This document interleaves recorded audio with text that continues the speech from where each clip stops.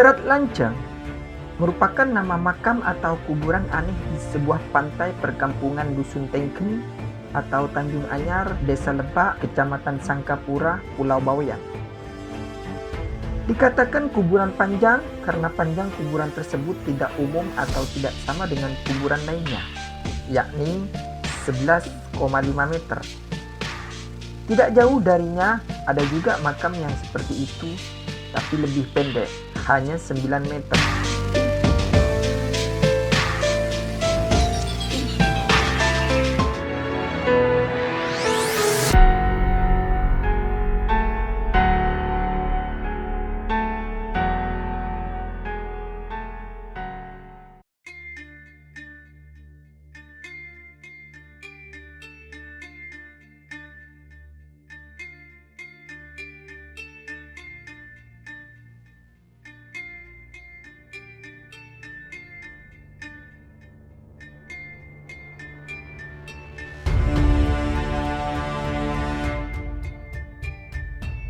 Pada zaman dahulu, tersebutlah pemuda Ajisaka di negeri India. Ia baru saja tamat dari perguruan silatnya. Gurunya seorang resi, sehingga Ajisaka dibekali juga dengan ilmu mandraguna. Ajisaka dinobatkan sebagai murid teristimewa dan paling satria di antara rekan-rekan seperguruannya.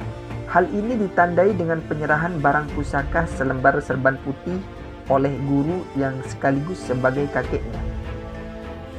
Ketika pengabdian kepada gurunya dianggap sudah cukup, ia mengutarakan maksudnya kepada sang guru bahwa ia akan mengembara guna mengamalkan ilmu-ilmunya di tempat lain.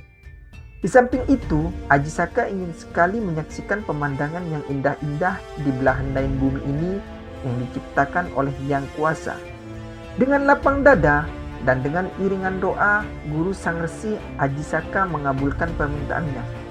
Maka berangkatlah Ajisaka dengan membawa barang-barang pusakanya. Selain itu, ia didampingi oleh 2 orang pengawalnya, yaitu Dora dan Sembada. Kini tibalah mereka di sebuah pelabuhan pantai yang indah dan senanglah hati mereka. Tidak jauh dari sana, Ajisaka mendekati seorang nahkoda yang sedang beristirahat sambil menunggu anak buahnya yang membongkar muat barang-barang perahunya. Setelah Ajisaka mengutarakan maksud dan tujuan pengembaraannya, nahkoda perahu itu menjelaskan bahwa pemandangan pantai itu tidak seberapa. Yang lebih indah dan mengagumkan adalah pemandangan-pemandangan di Nusantara. Ajisaka tambah kuat keinginannya untuk menyaksikan pemandangan yang dimaksud nahkoda itu. Ajisaka melanjutkan perjalanannya bersama kedua pengawalnya dengan menumpang perahu layar tersebut. Tidak lupa barang-barang pusakanya dibawa serta perjalanannya mengarungi lautan itu memakan waktu berminggu-minggu. Pada suatu pagi, berlabuhlah perahu tersebut di sebuah pelabuhan alam di Pulau Majeti atau yang kini disebut Pulau Bawean. Giranglah Ajisaka melihat pelabuhan dengan pemandangan yang begitu menakjubkan. Mereka kemudian keluar masuk kampung di pulau asing itu guna menemukan dan menikmati pemandangan-pemandangan di beberapa bagian pulau itu. Di sebuah perkampungan, bertemulah Ajisaka dengan seorang kakek yang arif dan bijak. Selanjutnya kakek itu mengutarakan bahwa pemandangan-pemandangan di Pulau Jabadiu atau Pulau Jawa yang sangat indah. Ajisaka semakin penasaran dengan apa yang diutarakan kakek tersebut. Kini barang-barang pusakanya semakin banyak dan untuk dibawa semuanya ke Pulau Jabadiu tidak memungkinkan. Jadi, Ajisaka kemudian mengemukakan problemnya kepada kedua pengawalnya. Singkat, pada akhirnya Sembadalah yang menjaga pusaka-pusaka tersebut di Pulau Majeti. Sebaliknya, Dora mendampingi Ajisaka melanjutkan pengembaraannya. Sebelum Ajisaka berlayar ke Pulau Jabadiu, ia berpesan pada Sembada untuk menjaga barang-barang berharga yang ditinggalkannya tersebut. Jangan sampai barang-barang pusaka tersebut diberikan kepada siapapun kecuali Ajisaka sendiri. Kelak aku akan menemuimu Sembada, pesan Ajisaka kepada Sembada. Sembada dengan patuh akan memegang teguh pesan tuannya dan ia telah berjanji akan menjaganya sepenuh hati walau nyawanya sebagai taruhannya. Dengan menumpang perahu nelayan, Pergilah Ajisaka dan Dora ke Pulau Jabadiu.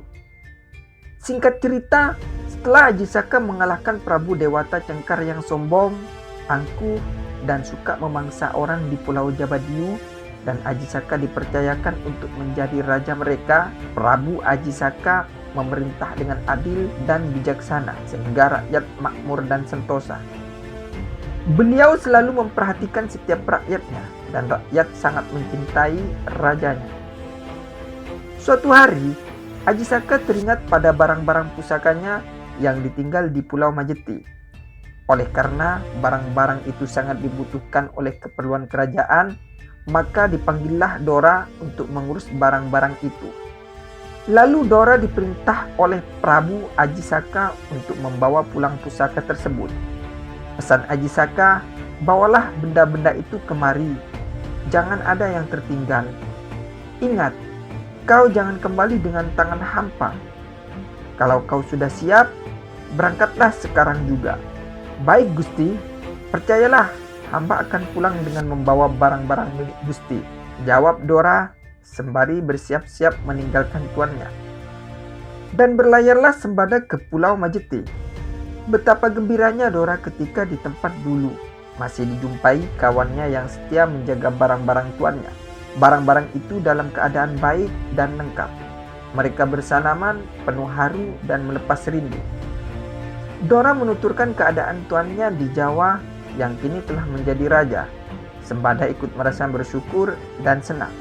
Dora kemudian menjelaskan maksud kedatangannya. Ia meminta kepada Sembada agar Sembada menyerahkan barang-barang pusaka tersebut kepada Dora untuk dibawa ke Jawa.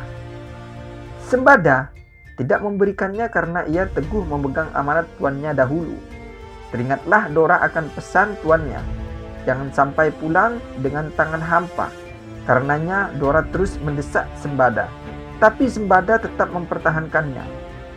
Kala itu, Sembada pun ingat betul pada pesan Ajisaka dan akan setia kepada janjinya sendiri bahwa Sembada tidak akan memberikan barang-barang pusaka kepada siapapun kecuali kepada tuannya sendiri.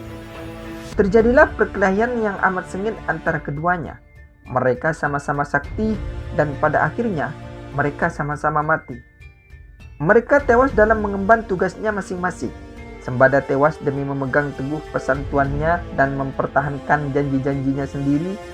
Dora tewas dalam melaksanakan tugas yang diberikan tuan kepadanya.